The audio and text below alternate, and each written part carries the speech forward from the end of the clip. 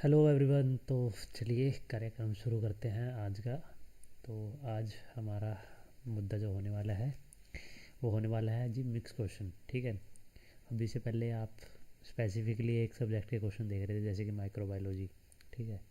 तो आज से हम डिस्कस करेंगे मिक्स क्वेश्चन। एक मिनट, हाँ, मिक्स क्वेश्चन डिस्कस करेंगे हम एमएलटी के। इसमें माइक्रो भी कवर होगी। ठीक है। इसमें बायोकेम भी कवर होगी आपकी। ठीक है। इसमें आपकी हिस्टो भी कवर होगी। इसमें आपकी हिमैट भी कवर होगी। और इसमें आपका ब्लड बैंक भी कवर होगा। तो मिक्स क्वेश्चन रहने वाले हैं। ठीक है। तो चलिए शुरू करते हैं। और आज का जो हमारा हैशटैग डे 16, हाँ जी, डे 16 होने वाला है। तो थीम आपको पता ही होगा हमारे चैनल की एमसीक्यू का, पोस्टमार्टम। ठीक है। पोस्टमार्टम करेंगे भाई, एमसीक्यू को इन डेप्थ समझेंगे।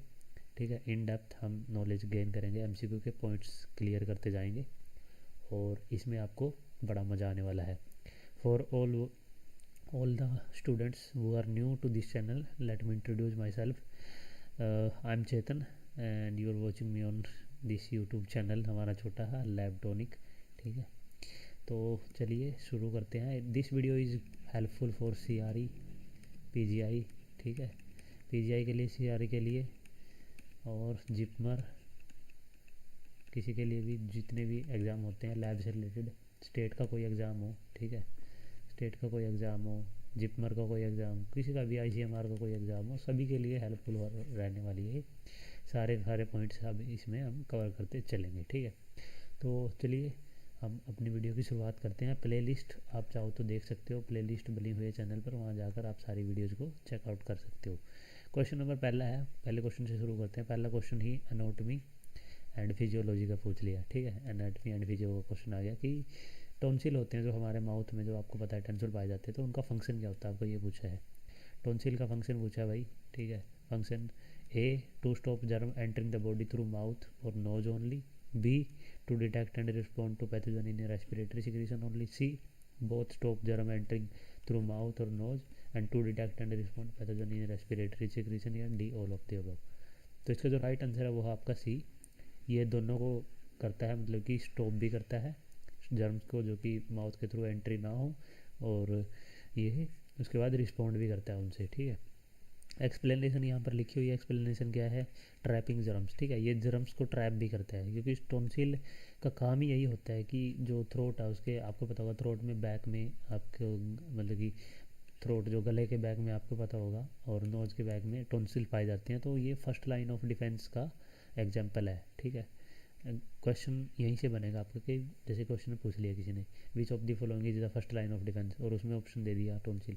तो tonsil first line of defence है, यानी कि कोई भी जर्म एंटर करेगा तो सबसे पहले ये आएंगे। ठीक है। मतलब इनका काम आएगा। ये क्या करते हैं, जो बैक्टीरिया या वायरस होते हैं, जो मतलब जो भी माइक्रो ऑर्गेनिज्म होते हैं जो इनहेल किए जाते हैं या गलती से इंजेस्ट किए जाते हैं, तो उनको ये फिजिकली ट्रैप कर लेते हैं टॉन्सिल्स। ठीक है। टॉन्सिल्स आपने पढ़ा भी होगा, टॉन्सिलाइटिस जो इन्फ्लेमेशन हो जाती है टॉन्सिल्स में। इम्यून रिस्पॉन्स, आपको पता होगा जो टॉन्सिल है as a part of lymphatic system है ये। ठीक है। लिम्फेटिक पार्ट के सिस्टम में आपको पता होगा सेकेंडरी जो लिम्फोइड ऑर्गन है, टॉन्सिल सेकेंडरी लिम्फोइड ऑर्गन है। ठीक है।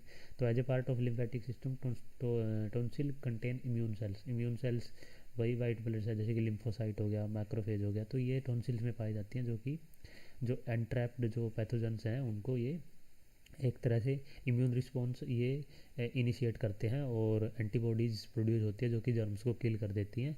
तो फ्यूचर इन्फेक्शन के लिए भी ये हेल्प करते हैं। ठीक है। ताकि आगे से कोई जब जर्म की एंट्री हो तो पहले ही एंटीबॉडीज बनी हो। ठीक है। तो इम्यून रिस्पॉन्स में भी इनका काम आता है टॉन्सिल का। उसके बाद कॉम्प्रहेंसिव फंक्शन। ठीक है। वही स्टॉपिंग जर्म और further into body and responding to pathogen, ये आपका इसका बहुत सी, मतलब कि इसका आंसर बहुत सी है। ठीक है। बहुत ए एंड बी, तो इसका आंसर वो है सी है।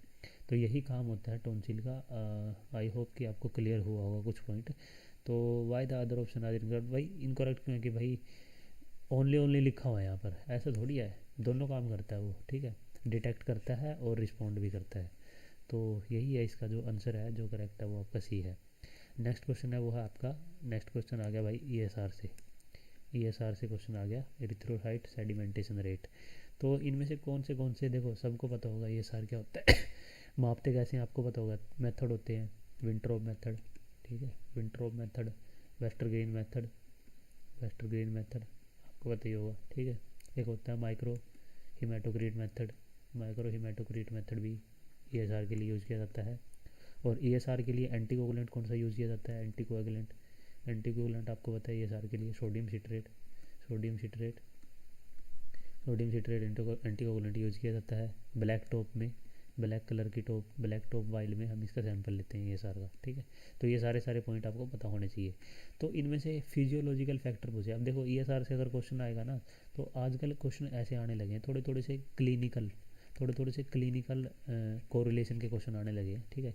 क्योंकि सभी को पता है भाई ईएसआर की फुल फॉर्म तो हर किसी को पता होगी, ईएसआर का सैंपल किस में लेते हैं ये भी हर किसी को पता होती है। तो फिर एग्जामिनर वही सोचेगा ना कि थोड़ा सा और टफ बनाऊँ क्वेश्चन। जैसे अभी फिजियोलॉजिकल फैक्टर है, किसी भी वीडियो में आपसे फिजिकल फैक्टर पूछ लेंगे, ठीक है, किसी वीडियो में आपसे फिजिकल फैक्टर पूछ लेंगे। दो टाइप के फैक्टर होते हैं गाइस, एक होता है फिजिकल फैक्टर, एक होता है फिजियोलॉजिकल फैक्टर। फिजिकल फैक्टर जैसे कि टेम्परेचर, ठीक है, और टेम्परेचर, प्रेशर, और जो ये सारे सारे जो फिजिकल फैक्टर होते हैं इनको बोलते हैं हीट, ठीक है, हीट, कोल्ड, ये सारे सारे फिजिकल फैक्टर होते हैं। और फिजियोलॉजिकल फैक्टर जो बॉडी में, फिजियोलॉजी वर्ड ही किसके लिए यूज़ होता है, जैसे आप बोलते हो फिजियोलॉजी, फिजियोलॉजी मतलब बॉडी की जो केमिकल रिएक्शंस है उनकी स्टडी, ठीक है। तो फिजियोलॉजी वही बॉडी से रिलेटेड होते हैं। तो इनमें से कौन से फिजियोलॉजिकल फैक्टर है जो कि ईएसआर को अफेक्ट करते हैं, एक्सरसाइज एडमिनिस्ट्रेशन रेट को। तो फिजियोलॉजिकल मतलब कि जो ब्लड से रिलेटेड जो फैक्टर हैं, ठीक है, जैसे कि प्लाज्मा फैक्टर हो गया, आरबीसी फैक्टर हो गया, प्रेगनेंसी हो गई, ये सारे के सारे फिजियोलॉजिकल फैक्टर हैं। तो इसका आंसर वो आपका ऑल ऑफ द अबव है, ठीक है, फिजियोलॉजिकल। फिजिकल फैक्टर वही टेम्परेचर, फिजिकल फैक्टर में कोई वाइब्रेशन नहीं होनी चाहिए, ये भी फिजिकल फैक्टर में आता है।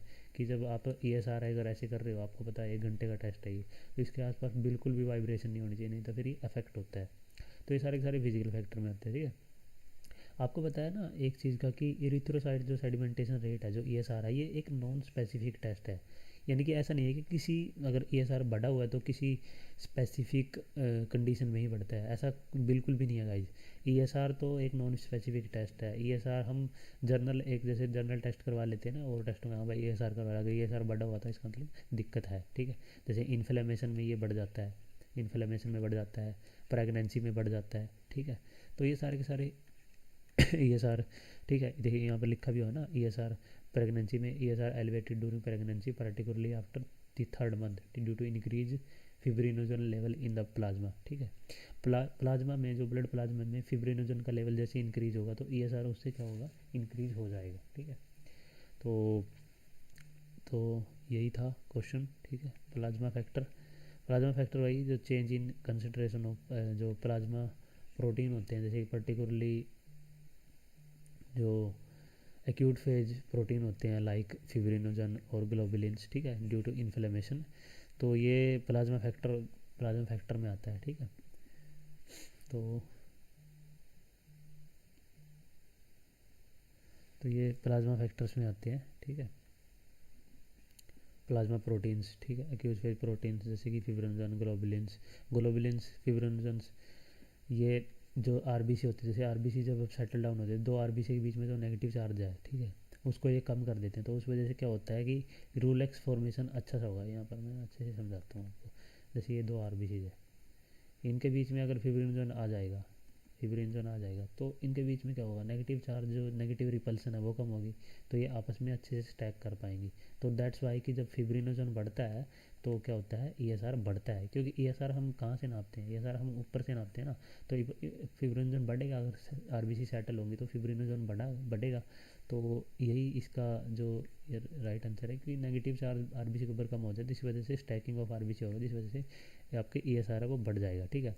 ये थे प्लाज्मा फैक्टर, प्रोटीन वगैरह। और आरबीसी फैक्टर जैसे कि साइज हो गया, शेप हो गया, नंबर ऑफ आरबीसी हो गया, ये सारे के सारे अफेक्ट करते हैं ईएसआर को, ठीक है। एबनॉर्मल शेप जैसे कि सिक्कल सेल होगी, स्फीरोसाइट होगी, तो जैसे सिक्कल सेल बन गई मान लो, ठीक है, ऐसे बन गई सिक्कल सेल बन गई, तो उसकी वजह से क्या होगा, रिफ्लेक्स फॉर्मेशन साइडिंग से नहीं हो पाएगा, तो ईएसआर क्या होगा, डिक्रीज होगा, इंक्रीज नहीं होगा गाइज।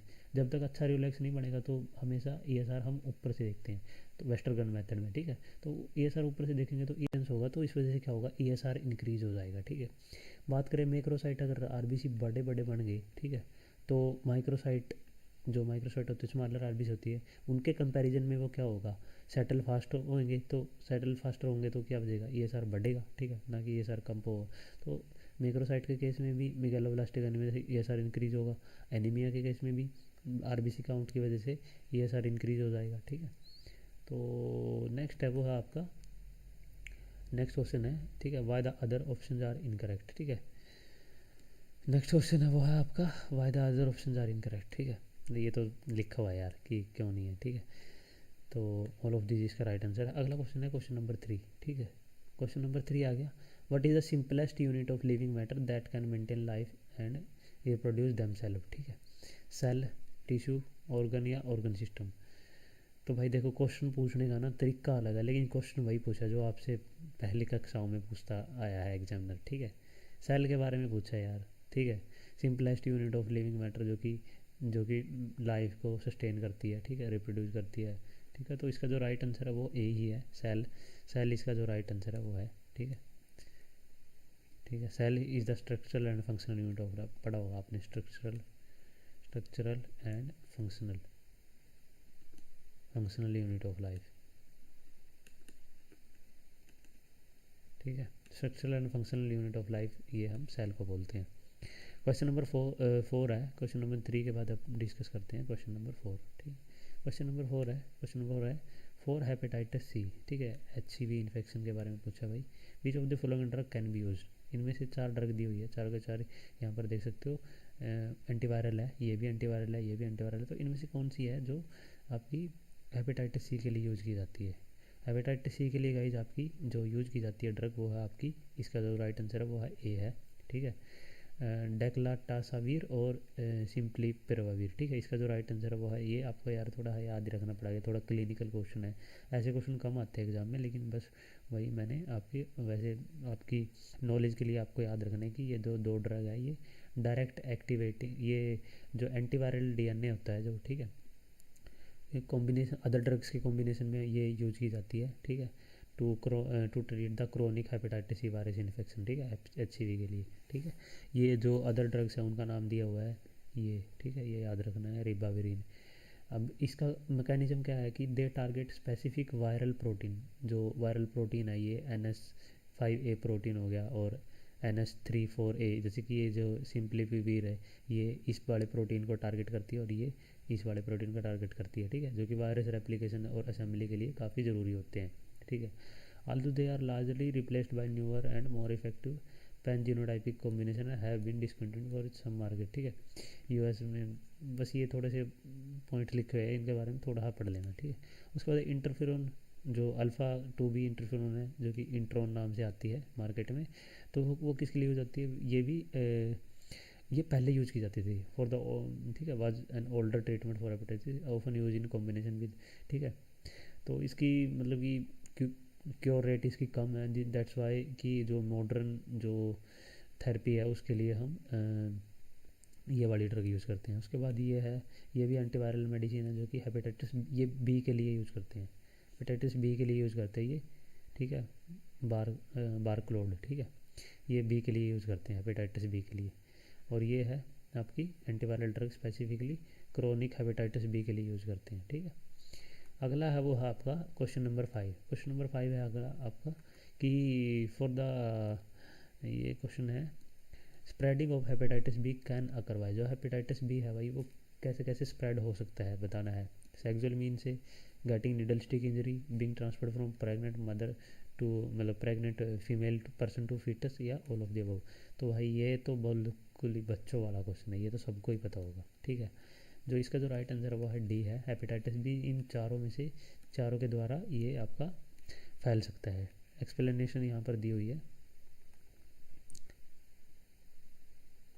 हेपेटाइटिस बी, ठीक है। हेपेटाइटिस बी कैसे कैसे फैलता है भाई आपको पता होना चाहिए। जो हेपेटाइटिस बी वायरस है, ठीक है, हेपेटाइटिस बी वायरस है, ये एक DNA वायरस है, ये आपको याद होना चाहिए, ठीक है। तो सेक्सुअल मोड से तो सबको पता है भाई ये फैलता ही फैलता है, ठीक है। उसके बाद नीडल स्टिक इंजरी होती है, उससे भी ये स्पेशली जो हेल्थ केयर वर्कर्स है उनके लिए, ठीक है। और कंटेमिनेटेड नीडल और सीरिंज के ड्रग इंजेक्शन से भी ये फैल जाता है, ठीक है। उसके बाद प्रेग्नेंट फीमेल से वर्टिकल ट्रांसमिशन इसका देखा गया है, ठीक है। इन्फेक्टेड मदर से बेबी को, ठीक है। पेरीनेटल, इसको इसको बोलते हैं पेरीनेटल ट्रांसमिशन, ठीक है। जो मतलब कि पेरीनेटल उसको बोलते हैं थ्रू प्लेसेंटा, ठीक है। थ्रू प्लेसेंटा, थ्रू प्लेसेंटा ये प्रेग्नेंट फीमेल से फीटस की तरफ, ये कॉमन रूट है, ठीक है।